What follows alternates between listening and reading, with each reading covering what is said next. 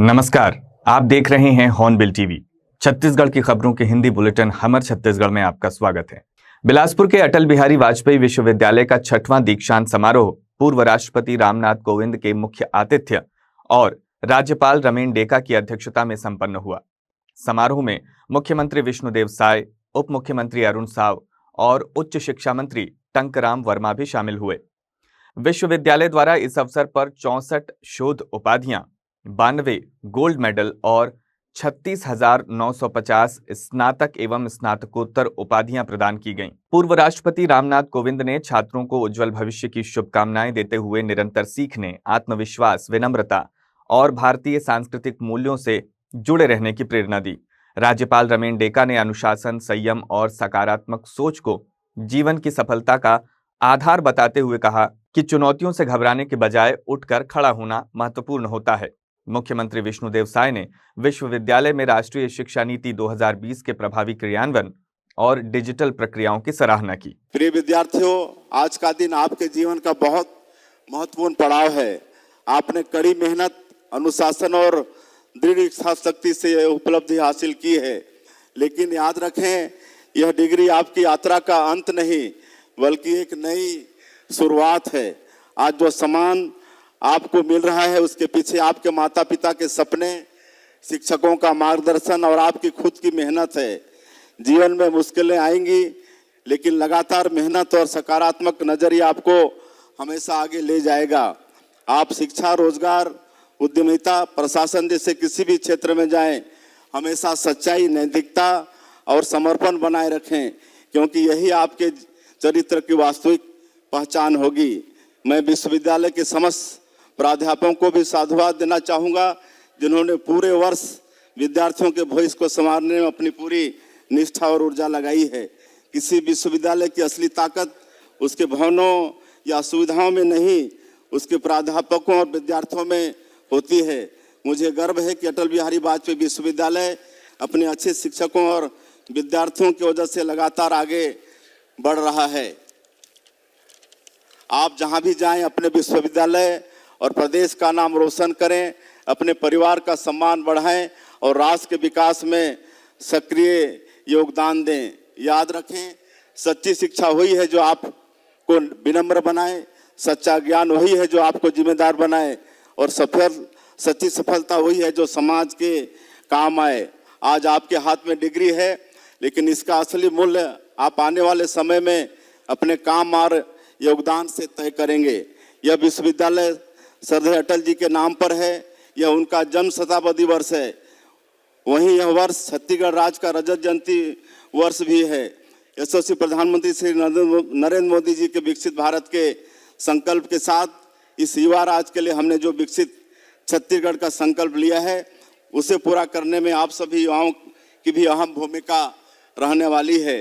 इन्हीं शुभकामनाओं के साथ मैं 6वें दीक्षांत समारोह में आपके उज्जवल भविष्य की कामना करता हूं। So you are going to face many hurdles. इसमें बहुत hurdles आएंगे, लेकिन घबराना नहीं है। आप गिर जाओगे तो भी उतने का ताकत आप रखिए। आप एक बात अभी हम बताता हूँ, हमें टीचर्स डे में हमारा एक टीचर्स है, कोई विश्वविद्यालय में ये बात हम बताया। टीचर्स डे में हम बहुत कोशिश कर रहा था, उनको मिला नहीं। वो यूएसए में प्रोफेसर था, अभी रिटायर्ड लाइफ में है। बाद में उनका फ़ोन आया, हम बोला आप जो आपको ट्राई कर रहे थे, ये टेलीपैथी है जो आप हमको फ़ोन से बात किया है। और हम पूछा, बोले आपका पास व्हाट्सअप नहीं है? वो बोलता है रमेन ऐसा ही ठीक है, बटन दबाने वाला फ़ोन है, हमारा काम चल जाता है। फिर ऐसे ही कुछ बात हुआ, हम बोलता आप टाइम एंड स्पेस बहुत अच्छा पढ़ाते थे। It is a very hard subject in philosophy. Immanuel Kant का थ्योरी है। वो हमको बोला, when you elected as a member of parliament, I was in Arunachal and I thought that time that you got space and time. If you utilize the space and time, then you will reach definitely somewhere. वो ऐसा बोला था। वो कभी हम सोचा नहीं था, जैसे रामनाथ जी बताया हम राज्यपाल होंगे। हम भी हम्बल बैकग्राउंड से आया है, वो स्टार बॉय था। 50 years in public life, then I come to this point. तब हम सर को पूछा था, बोले आप तो ये बात हमको उस समय समझा नहीं सका, लेकिन आज वन लाइन पे ये बात समझाया। और सेकेंड एक बात बताया, duty and station, Alexander, I have not heard his name, he was also philosopher. वो बोलते बाद में आपको बताएगा। ये जो आप लोग हैं, अभी आपका पास एक डिग्री है, आपका साथ टेक्निकल डिग्री है, ह्यूमैनिटीज का डिग्री है, you perform very well, which I have not done.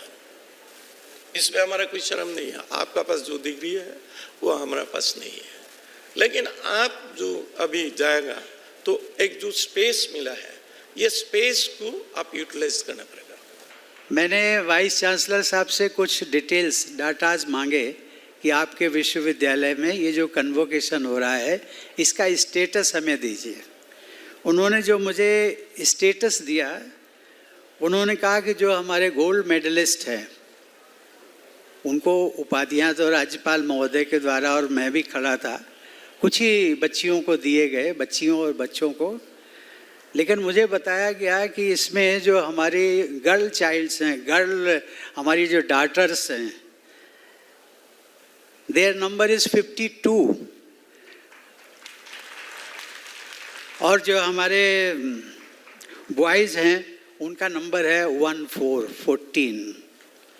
इसका मतलब ये है कि अगर परसेंटेज में हम निकालें तो our daughters number is 78%, while the boys' percentage is 22%. PhD, doctoral degree, जिसमें कि हमारी बेटियां वो 35 हैं और उनके अगेंस्ट में जो मेल हैं वो 29। और कुछ बच्चियों को मैंने देखा, अभी उनका नमूना हमने देखा जो यहाँ आई थी। राज्यपाल महोदय चांसलर की हैसियत से जब उनको मेडल्स दे रहे थे तो कुछ बच्चियों को 1 नहीं, 2 नहीं, 3 मेडल्स एक बच्ची को। That's a great achievement. और उसके लिए मुझे लगता है कि जितनी भी करतल ध्वनि से उन सब का हम सम्मान करें, बधाई दें। देवियों और सज्जनों, ये एक उभरते भारत की तस्वीर है। मुझे बताया गया है कि ये विश्वविद्यालय वर्ष 2012 में एक राज्य विश्वविद्यालय के रूप में स्थापित हुआ, ताकि इसी स्थान पर गुरु घासीदास विश्वविद्यालय के केंद्रीय विश्वविद्यालय में रूपांतरण के बाद महाविद्यालयों की आवश्यकताएं पूरी की जा सके। मुझे ये जानकर हर्ष हुआ कि ये विश्वविद्यालय इस जिम्मेदारी का निर्वहन पूरी निष्ठा से कर रहा है।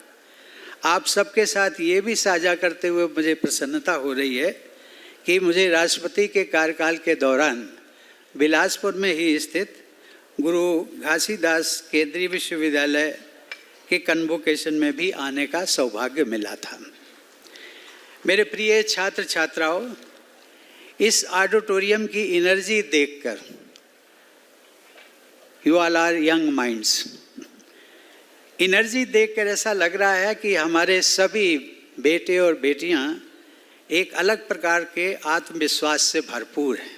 महासमुंद के बसना में इन दिनों सोशल मीडिया पर एक वीडियो तेजी से वायरल हो रहा है, जिसमें स्थानीय प्रशासन को तुरंत कार्रवाई करने पर मजबूर कर दिया है। वायरल वीडियो में एक युवक मोर बसना लिखे हुए शासकीय बोर्ड पर विस्फोटक पदार्थ लगाकर उसे ब्लास्ट करता दिखाई दे रहा है। वीडियो में स्पष्ट रूप से दिखाई दे रहा है कि युवक पूरी तैयारी के साथ बोर्ड में विस्फोटक लगाता है और कुछ ही सेकंड्स में तेज धमाके के साथ बोर्ड क्षतिग्रस्त हो जाता है। घटना के सामने आने के बाद सोशल मीडिया पर नाराजगी और चिंता व्यक्त की जा रही है। खास बात यह है कि अभी तक युवक की पहचान नहीं हो पाई है, लेकिन प्रशासन ने जांच तेज कर दी है। बसना नगर पंचायत के सीएमओ सूरज सिदार ने मामले को गंभीर बताते हुए कहा है कि ये शासकीय संपत्ति को नुकसान पहुंचाने का गंभीर अपराध है और आरोपी के खिलाफ कड़ी कार्रवाई की जाएगी।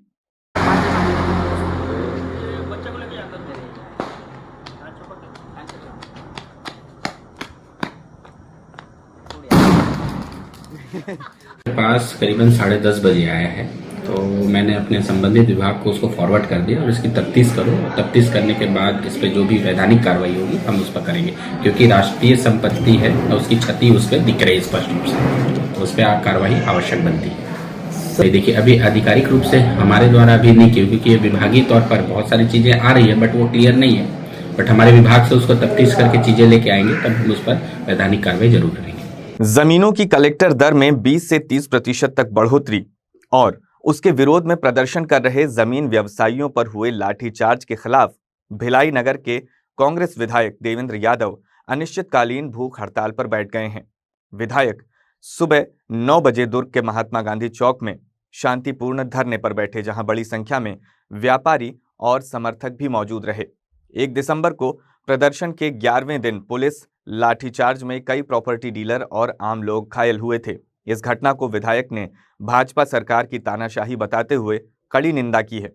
उन्होंने 3 प्रमुख मांगे रखी हैं: नई गाइडलाइन दर तत्काल वापस लेना, लाठीचार्ज की निष्पक्ष जांच करना और सभी घायल एवं प्रभावित लोगों को उचित मुआवजा दिए जाने की उन्होंने मांग की है। देखिए, जिस तरीके से कलेक्ट्रेट दरों को बढ़ाया गया है, ये एक तुगलकी फरमान है। इसके लिए कोई जनसंवाद नहीं किया गया और किसी से कोई चर्चा नहीं की गई। इस पूरे फैसले से गरीब तबके के लोग, आम व्यापारी और जो छोटे उद्योग से जुड़े हुए लोग हैं, उनको बहुत नुकसान होने वाला है। छोटे भूखंड की रजिस्ट्री बंद करने से गरीब व्यक्ति जमीन का मालिक होना, घर का मालिक होना उसके लिए एक बड़ी चुनौती साबित हो जाएगी। और जिस तरीके से लाठीचार्ज किया गया है, इससे साफ ये दिखता है कि सरकार कोई संवाद नहीं करना चाहती। ये तुगलकी फरमान है। लोग मजबूर हैं कि आप मानिए, नहीं मानेंगे, बात कहने की कोशिश करेंगे तो आपको लाठियां मिलेगी बदले में। तो ये सब चल रहा है। इसके खिलाफ हम 1 दिवसीय उपवास पर आज यहाँ पर बैठे हुए। देवेंद्र जी, लेकिन जब भी सरकारें आती हैं, शासन का बोझ बढ़ाने के लिए किसी न किसी तरीके से टैक्स का करारोपण किया जाता है, टैक्स दिया जाता है। आप निगम में भी रहे, अभी विधानसभा में भी हैं, तो आपकी तरफ से भी एक बार संपत्ति कर बढ़ाए जाने का प्रयोग किया गया था, और फिर इससे लेकर इतना विरोध क्यों? देखिए, ऐसा है कि कोई भी संस्था चलती है, उसमें डेवलपमेंट के लिए अपग्रेडेशन इम्पोर्टेंट है, लेकिन बिना किसी कम्युनिकेशन के, बिना किसी डिस्कशन के अगर आप केवल फैसले पे आ जाओगे, तभी मैंने इसको तुगलकी कहा, क्योंकि इस पर किसी से जनसंवाद नहीं हुआ और ये प्रैक्टिकल नहीं है। जिस तरीके से दर बढ़े हैं, 800% से ज्यादा अधिक के दर बढ़े हैं, तो ये प्रैक्टिकली पॉसिबल नहीं है। रजिस्ट्री ऑफिस पे आप देख लीजिए, जब से ये फैसला आया है उसके बाद कितने प्रतिशत रजिस्ट्री हो रही है। पहले अगर 100 हो रही होगी तो आज के समय 2, 4, 5 हो रही होगी। तो इतना डिफरेंस नहीं आना चाहिए ना। अगर ये अच्छा फैसला है तो ये क्यों आ रहा है? आप फील्ड पे देखिए। साथ ही साथ मेरा ये भी कहना है, आपके इस पूरे विषय में विसंगति नजर आती है। एक तरफ जो छोटे व्यापारी हैं, गरीब तबके के लोग हैं, उनके लिए जमीन की बढ़ी हुई दरों पर अनिवार्यता है, और ये चर्चा में बात आ रही है कि जो गवर्नमेंट के डिपार्टमेंट्स हैं, गवर्नमेंट से जुड़े हुए संस्थान हैं, वहां पर पुराने ही नियम लागू होंगे। तो ये आपने मकान बनाए, आपने अपने पसंदीदा लोगों को काम दिया, अब आप बेच नहीं पा रहे हैं, तो मार्केट को, कॉम्पिटिटिव मार्केट को इस तरीके से आप खत्म करने का कैसे प्रयास कर सकते हैं? ये सारी बातें जो गंभीर हैं, जिस पर सोचना चाहिए। देखिए, अगर ये फैसला उचित होता तो भीड़ अभी भी लगती, लोग इन्वेस्टमेंट करते। और आप ये समझिए कि जो फ्लो है, फ्लो को रोकना, मनी फ्लो को रोकना कोई जिम्मेदार काम नहीं है। आपको कागजी से ज्यादा प्रैक्टिकली जो बेहतर चीज है उसकी ओर आगे बढ़ना चाहिए। और आप समझिए ना, किसी जगह पर 800%, मैं फिर से कह रहा हूँ, 800% तक बढ़ा दिया गया, तो कितना उसकी वैल्यू है। और मैं तो आपके माध्यम से कहना चाहता हूँ, मैं तैयार हूँ ओपन डिबेट पे इस पूरे प्रक्रिया में, कि सरकार के अधिकारी, नेता जो आना चाहें, जिस जगह पर इस पर डिबेट डिस्कशन करना चाहें कि उनका फैसला सही है, वो डिबेट करें, ठीक है, लाठियां नहीं बस आए, डिबेट करें, डिस्कशन करें। बिलासपुर के तारबहार क्षेत्र में एक युवक पर गौवंश के साथ दुष्कर्म करने का आरोप लगा है। घटना से जुड़ा एक कथित वीडियो सोशल मीडिया पर वायरल होने के बाद हिंदू संगठनों में भारी आक्रोश देखा जा रहा है। वीडियो की सूचना मिलते ही संगठन के सदस्यों ने आरोपी युवक को पकड़कर तारबहार थाने के सुपुर्द कर दिया, जहां पुलिस ने मामले की जांच शुरू कर दी है। पुलिस का कहना है कि वीडियो की सत्यता और आरोपों की पुष्टि की जा रही है। हिंदू संगठन के राम सिंह ने इस घटना को अमानवीय बताते हुए दोषी पर सख्त कार्रवाई करने की मांग की है। कोई हमारी आंखों के सामने अगर गौ माता के साथ अनाचार करेगा तो अत्याचार अन्याय बर्दाश्त नहीं करेंगे। ये है एक वीडियो में एक सामने वीडियो में आया है, जो एक युवक